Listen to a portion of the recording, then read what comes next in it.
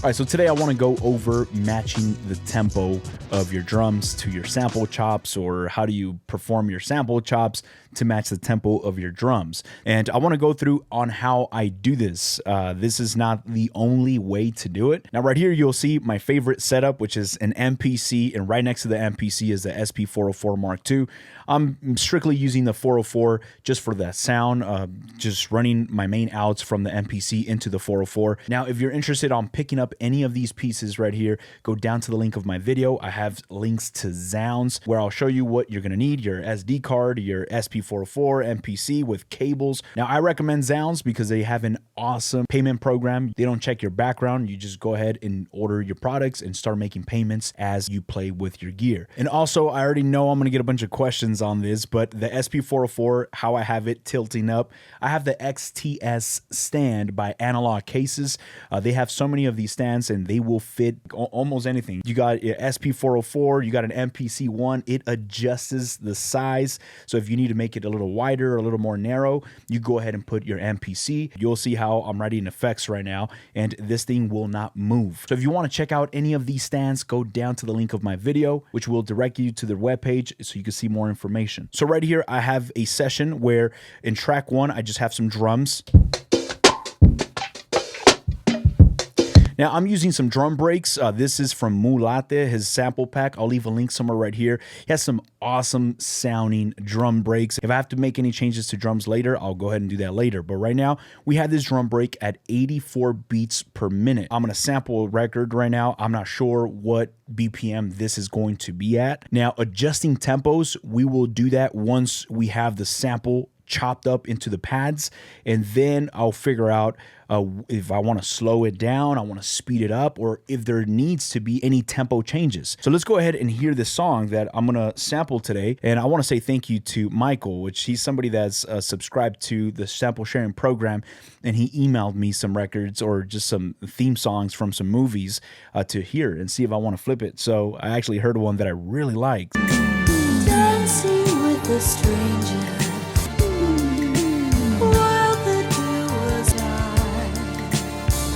What I'm going to do, and I'm going to skip over this part, but I want to take out those drums. I hear there's some drums in the background. I want to get rid of those drums. And once I separate that, I want to show you how I will chop this up. All right, so after we took out the drums, this is what we have right here. Now, this is the part that is very important on how we're going to chop this up, because if I chop this up in quarter notes, and what is quarter notes, I'll count it out loud right now so you could hear how I'm counting this, but it's a very easy way where you can kind of follow the tempo of this sample. Now, the downbeat or the quarter notes of a song, you just gotta count it in your head. 1, 2, 3, 4, 5, 6, 7, 8, 9. So you're just kind of counting on the downbeat. And once we have that all chopped up, Dancing with a stranger, careless of the danger there within him. That's the way I would recommend to chop it up. Now, that is not the only way to do it. Now, we just go to Shift and convert that into a drum program.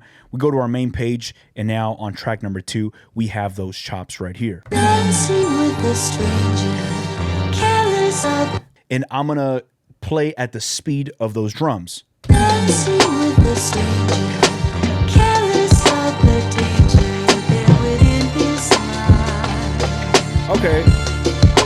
All right, so it actually matches very close because I'm playing at the tempo of those drums. But there's still, it feels a little too fast. The sample feels a little too fast. You will see me doing this in almost every beat that I film. I go into my program editor, and within my program editor, I go to global, and right here, I'll pitch this down a few semitones. I'm gonna go down -2 semitones. The reason why I like to pitch it down is because it slows down the tempo and the audio, the pitch of the sample chops, where they're so slow that it doesn't even matter what tempo the drum break is at, because all I have to do is perform catching up to those drums.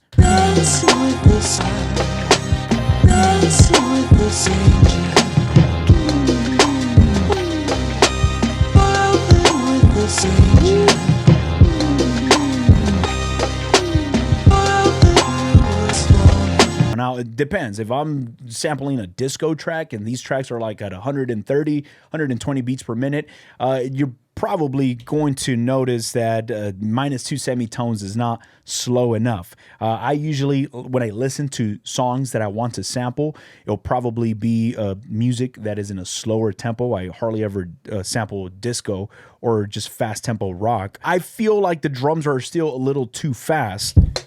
I want to perform this a little slower. It's kind of like a very slow tempo track. I don't want this to be too sped up. So with the drums, in order for me to bring down the tempo of these drums, I'm going to go into the drum break that I have right here, which is right here. I'm going to go to the sample editor. Right here, being in your sample editor, you can go into process and let's look for time stretch. I want to time stretch. The original tempo of these drums is at 84 beats per minute, but I want to drop this down to 80 beats per minute. Let's put 80. This is your original tempo where the drum break is originally at, and this is the new tempo that you want to time stretch that audio to. So I'm going to go to 80 beats per minute, hit do it. And now it's giving me this tempo at 80 beats per minute. That's good. You don't notice any audio degradation, doesn't break the audio down or anything like that. Now, if you go to a drastic number, then yes, you might hear some warping going on within your audio, but we just knocked it down like 3 or 4 beats per minute, which sounds great to me. I'm going to just rename this so I know the name of this. And from right here, I'm going to just assign this to this pad, hit do it. And now when I go to my main page, I just got to go down to 80 beats per minute and it should be in tempo. Yeah. Now, I did not pitch down the drums. I could have pitched those drums down. I just went into time stretch and used that tool to bring down the tempo just a few beats per minute. Now, listen, if this is a lot of information, I know it's kind of hard to cram everything up within a YouTube video, but check out my course that I just released all within the MPC One. I take you from start to finish. I go through the basics on how to browse for samples, how to sample into your MPC, chop up samples, sequence, and then finally how to put all your sequences together and export your track. I did my best to fit everything within 4 hours plus of content with about 45 videos within this course. So if you're somebody that's struggling with your MPC and want to understand the basics of the MPC workflow, go ahead and sign up to this masterclass as I'll take you through so you could better understand how to move around your MPC sampler. Now, this is for the MPC ONE Plus, but if you have the MPC Live and the MPC Keys, I am releasing a course on those down the road, but this information will still apply because I'm just teaching the foundation of the MPC workflow. The only difference will be that the layout of your MPC Keys and MPC Live is going to look a little different from the MPC One that I'm using within the course. So if you're interested in this, go down to the link of my video. I have the link to the masterclass, and be sure to check out some of the modules you'll see right there. And I also have a few free videos you could watch before you purchase. Let's get right back into the video. All right, so now that we have our BPM at 80 beats per minute, I could go back to my sample and now see how this feels. Yeah.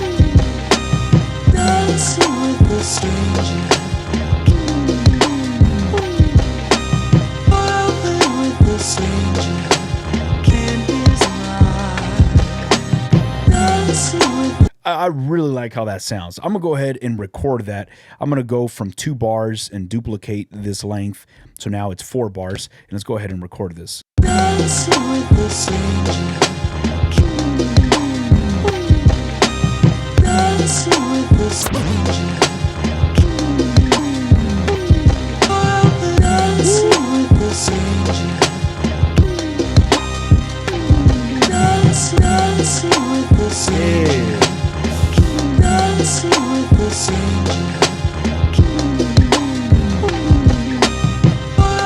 Oh, Oh, that sounds awesome. Now, right here, I just lowered down a little bit of the sample chops, and right away on the inserts. Now, this is just me being thinking out of instincts. I don't have a kick, so I can't put Mother Ducker within the sample chop. But if I wanted to duck down a little bit, I go to Dynamics, and there is Air Pumper. This is actually really cool because it gives me that ducking effect.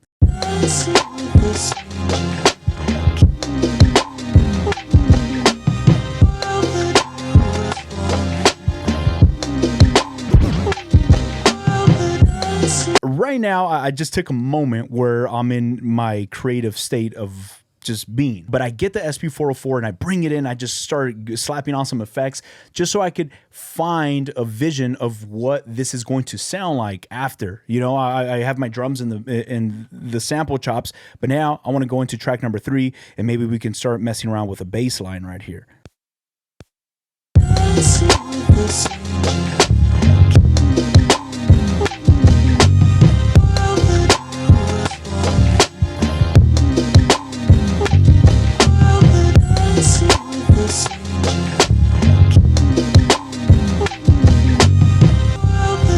All right, sometimes I forget that I'm filming these videos. When I lock in, I just get lost in my own world. But you know what? I'm actually going to go to a separate sequence. Let's go into this sequence right here. I have sequence 1.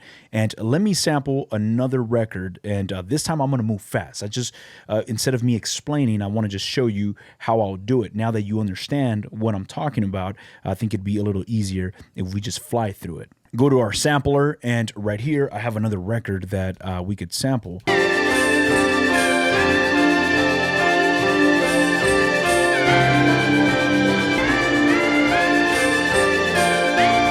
All right, so as you saw how I'm chopping it, again, I'm doing all this within quarter notes, just.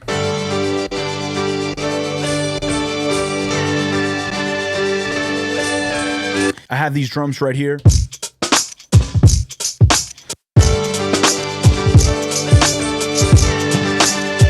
Okay, perfect example. This sample is a little too fast for my drums. They're moving a little fast.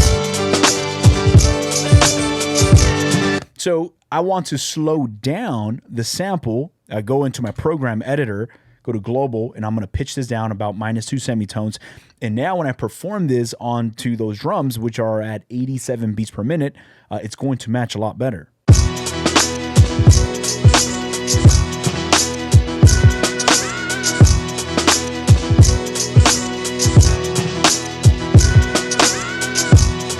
Oh, man.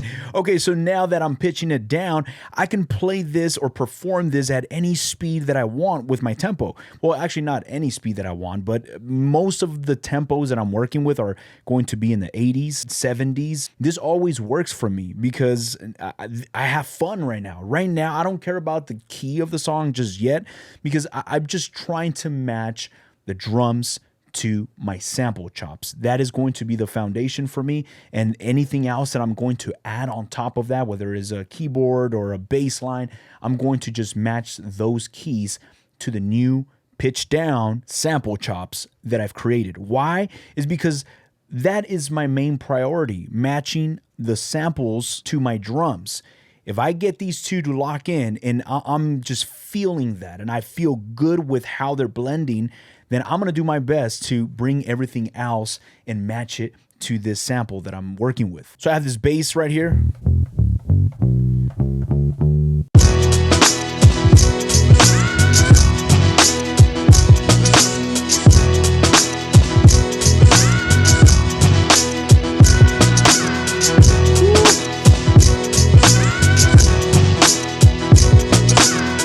Oh, I got to record that.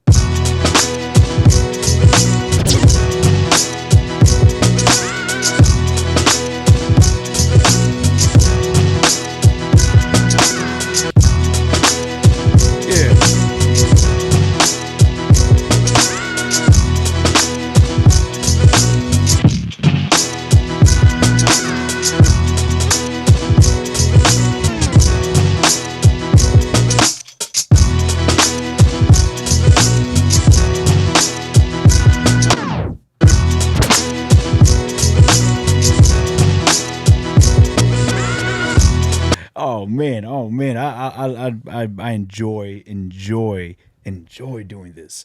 Now, if you are just getting started, you're watching this video and you're just like, man, I'm so lost, I am so confused.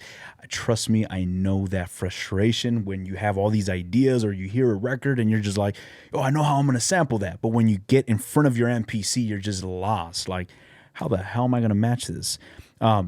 I promise you, when this clicks, and hopefully by the end of this video, this made sense to you, because the joy, the fun that there is when there's no technical barrier. You're just enjoying the time. You're speaking fluently with your creative language. Now, I hate to get so deep with it, but it's so true. Like, if I have something in my head or any idea, for me to execute it, I don't want the technicality of the MPC to stop me from me doing what I think I want to do. Now, there's so many times where I have an idea and I'm gonna, let me try this out, and it just does not work. It sounds horrible, sounds bad. It's not because I didn't know how to do it. It's just that the idea did not work for me, which is okay. That's all this is about. There's just trial and error, trying different ideas. Like right here, I have the sample.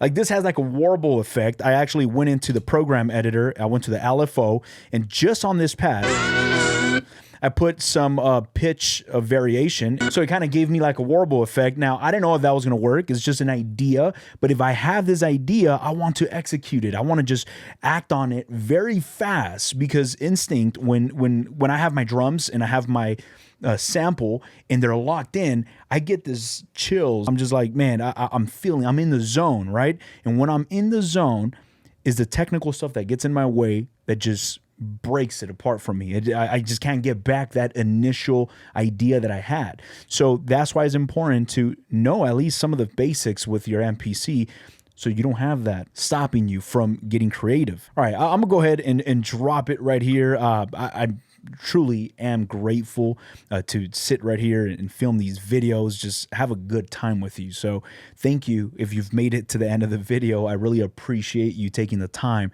to hang out with me. Again, if you want to know more of the MPC ONE Plus, go down to the link of this video. I have an entire course. Check out the modules, the chapters, and if it's something that resonates with you, I'd love to have you enrolled. So thank you so much for hanging out with me. I'll catch y'all on our next video. Peace.